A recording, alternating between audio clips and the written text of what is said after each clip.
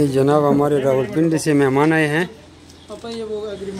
हम मज़दूरों को भी रैबिट फार्मिंग पे लेके आए हैं। घर बैठे हलाल रिज़्क़ कमाने वाला जज्बा दिल में होना चाहिए।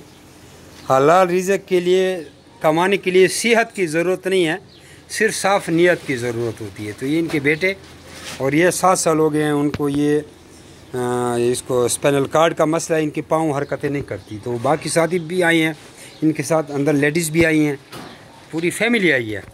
और हमने इनको रैबिट फार्मिंग पे लगाया और इंशाल्लाह अभी आप लोगों को दिखाएंगे कि जज्बा होना चाहिए तो बंदा रिज़्क़ हलाल कमा सकता है।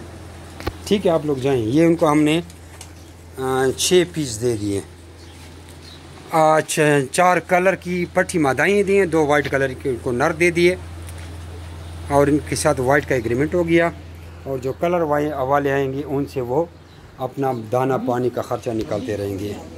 ये पैक कर दिया और अभी ये जा रहे हैं।